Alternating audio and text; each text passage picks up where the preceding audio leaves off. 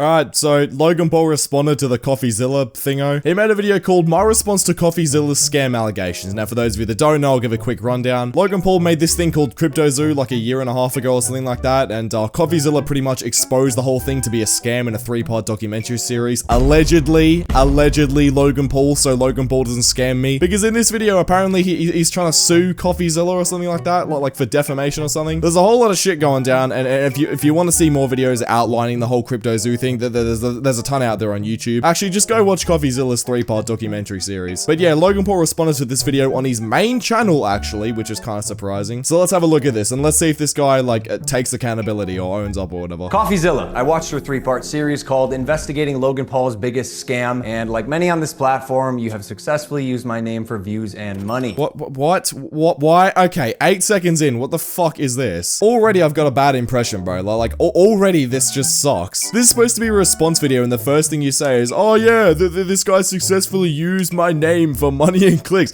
Like, what? Let me just say right now, any YouTubers, if you ever get into any controversy, right, and there's some smaller YouTuber who's made a video on you, don't sit there and go, oh yeah, oh congratulations, you've managed to get views and money off you. I've done the same thing before, I'll be completely honest, I've done that before, but don't do it, it's stupid. While your work used to be impartial, your addiction to clicks has clouded your judgment, and you've made very real errors with very real repercussions. Coffee, you took a shot at my reputation, so in this video today, I'm going to be defending myself with facts, something that you have gotten in the habit of twisting as you continue to morph from an investigator to a gossip channel. Okay, cool.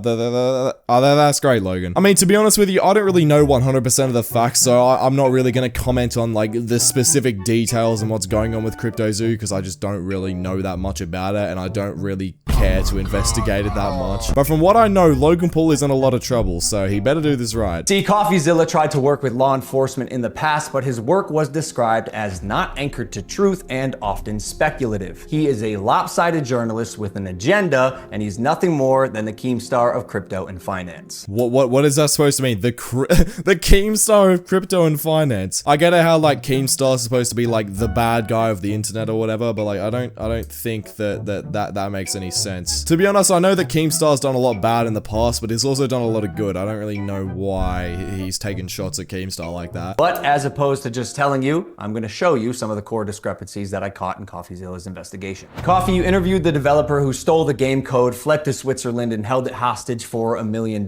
Well, his name is Zach Kelling. Surely, as the internet detective that— Bro, wait, why is he said his full name? Didn't CoffeeZilla, like, try not to say his full name? Okay, well, we'll see why. Claimed to be, you would know that he spent time in prison for multiple felonies, one for aggravated robbery, armed robbery at a liquor store, and the other for, surprise, obstructing the legal process. I can see why you kept him anonymous. Who we'll be calling Z here. I guess among many things, it doesn't surprise me that he lied about having 30 engineers and a $50,000 a week burn rate. On my end, I have 30 engineers. I'm burning $50,000 a week. Which, side note, is how this delusionist landed on the $1 million code ransom, but it turns out he only had 3 engineers. Wouldn't someone with journalistic integrity know their credible source had not only an agenda, but a fondness for orange jumpsuits? Wait, but like, am I wrong here? Didn't this guy work for Logan Paul? Am I tripping? Am I getting this story right, or did this guy literally work for Logan Paul? Why is he calling CoffeeZilla out for, like, not knowing about him when he worked with him? Or did you just hear what you wanted to hear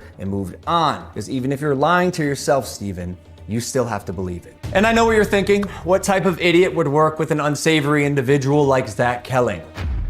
I guess that's what I get for trusting the team that I relied on to vet and manage Eddie's hiring process. What? Bro, what is this, bro? This response is so shit. Zero accountability. It's like, who would work with this guy? Well, apparently I would, because I trusted people. Logan, just say, I work with this guy, and I'm stupid for it, and I apologize for it. It's not difficult. This guy can't take any accountability, bro. What is this? Also, like I literally just mentioned before, yeah, this guy did work with Logan Paul, so how are you gonna call out CoffeeZilla for working with someone in like a green and an orange jumpsuit when you did the same shit? This is like the Jaden situation, bro. When Jaden was calling out Pointless for making Dream is Dead videos when he did the exact same thing. Bro, you're literally calling out CoffeeZilla for the same shit that you did. Who has turned out to be a professional con man that I have since learned fooled billionaires, the Mormon Church, the owner of the New York Yankees, and now Me. And surely you knew Emilio, the gentleman who supposedly let his child invest in a cryptocurrency, was allegedly responsible for 2 rug pulls before you interviewed him. So either you missed that or you knew it and failed to let the public know. Why? Because it was a clear sign that he was also untrustworthy. You seemed pretty excited when the guy told you that he couldn't hatch the eggs. Wait, you can't even hatch? No, I'm telling you, it's just a picture. You're kidding! You can't hatch? You're kidding. You can't hatch? You can't hatch? Yeah, 1 second of research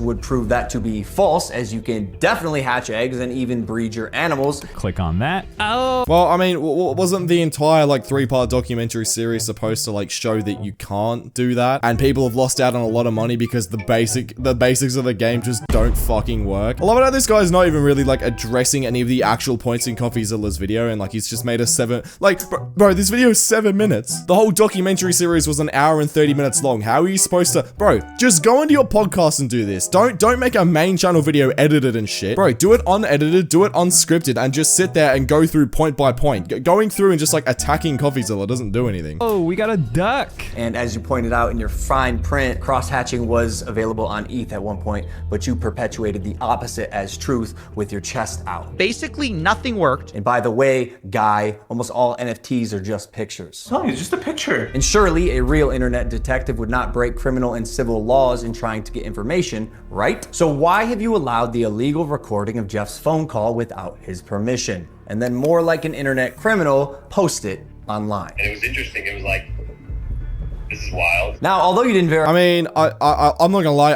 I'm in Australia. I don't really know the whole laws about like posting stuff online. I'm pretty sure posting a phone call online isn't illegal. Like, that's just me. I don't really know. I'm pretty sure you're allowed to though. any backgrounds, substantiate any evidence, took multiple criminals' words as truth, and broke laws, you still published the defamation. However, unlike you, the blockchain doesn't lie. So let's highlight some things that you did point out. Crypto King Jake stole $6 million.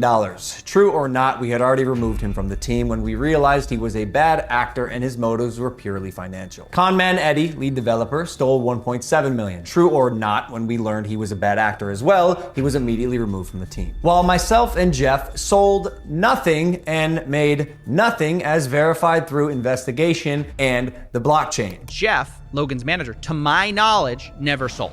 Neither did Logan Paul. I repeat, Jeff and I made no money and will never make any money on CryptoZoo. Okay, but like, what about all the people that got scammed? Are you gonna address them at any point? This guy's made an entire video attacking CoffeeZilla and just like sitting there defending himself. Bro, literally zero accountability taken, zero mention of any of the people who lost like $500,000. Like, bro, again, you can't make a 7-minute video responding to an hour and 30-minute like 3-part documentary series. You just can't do that. We only lost money trying to pick up the pieces. As has been the case with dozens of crypto and NFT projects, the space is unfortunately ripe for bad actors to infiltrate projects that start with even the best intentions. Jake the Snake is no longer affiliated with CryptoZoo, and we hope the money he reappropriated was worth ruining his reputation. Conman Eddie is being investigated by a higher authority that I cannot speak on. As you can imagine, I was not cleared from legal to discuss much of this, including the legal process being undertaken and the criminal investigations going on during the fallout, but I do appreciate you calling out that rats under my nose stole the game code, millions of dollars, and left Jeff and I abandoned with no team and knives in our back. But even after 12 months of work, you've still managed to overlook one crucial piece of information. See, even though I've said it's coming so many times, you've assumed that CryptoZoo isn't being made. Who are you to decide when the development timeline ends? I got everything stolen from me and our community. Stopped promoting publicly as soon as I knew the— Bro, I love this video, bro. I am the victim. I am the one who got stolen. Like, bro, are you like, this isn't just you, Logan. This isn't just you. If this is true, they're like, oh yeah, you aren't the bad guy and everyone else has done all this bad shit to you, and you know, you trusted someone who your PR team said to trust. There are so many other people worse off than you. You are rich, Logan. A few $1 million to you, or however much money you lost, is probably nothing to you compared to the amount of people that lost $500,000, millions of dollars, like from average people. This guy's just like, me. I lost this. Bro, what about your fans? What about your fans? The extent of the internal issues took all of the heat on social, and you still published a defamatory hit piece, fully knowing I was innocent. Fully knowing he would— bro, what do you mean fully knowing you were innocent? innocent. The thing is that your manager, when he got called by CoffeeZilla, said, oh yeah, we're not gonna comment on this, blah, blah, blah, we're not gonna comment, and you have to report facts. How is he supposed to know whether you're innocent if you just stayed silent on it? You never actually talked to CoffeeZilla. CoffeeZilla sent you Instagram DMs, he sent you emails, and you didn't respond to any of it because you just wanted him to go into your podcast. That's a trap, bro. That's a clear trap. $1 million studio. Sharp, but deeply unethical, dangerously misleading, and illegal. I suggest you use the money you got from pumping your Patreon to hire a good lawyer. You're gonna need it. And maybe we could have talked about this if you had reached out to me, personally. Not my manager, Jeff, who is not me, Steven, but the first time you did was on Christmas Eve after you released your series so you could rely on false statements and unreliable— I mean, that's just not true. Like, he literally reached out to you on Instagram, bro. What are you talking about? Again, we're 5 minutes 30 in, and he hasn't addressed the people that lost money. He hasn't addressed any of that. He's just been defending himself. Like, bruh, take some accountability. God damn. You are the face of this crypto coin, and it clearly went to shit. Is there no accountability at all from you? people used recklessly. The subject line was third request for comment. Yeah, not quite. This will be my third time reaching out to you and your team. The first 2 times were through your manager, Jeff. Okay, so the last time on Christmas Eve, after the fact, was to me. You have a funny way of twisting things. Okay, well, even then, he messaged your manager, right? Why didn't your manager message you then? So, okay, obviously that isn't really your fault, but why is your manager not responding to her? What? And I also noticed you left out that part on Twitter. Why hide that? Trust me, CryptoZoo is coming. I will make damn sure of it. And honestly, it sucks that after years of personal reform, going through trials and tribulations, and busting my ass to evolve into a person that I can say I'm actually proud of, you led the charge to drive and monetize a narrative telling millions of people that I'm a fraud or I tried to scam my audience. That is patently false. This video is mainly for my fans and anyone who's on the fence that I hope I can help understand a situation that is tremendously complex but has been oversimplified for both views and clicks. And lastly, CoffeeZilla. I now know your motives with this. Clout and money, good for you, but also you're slimy as f.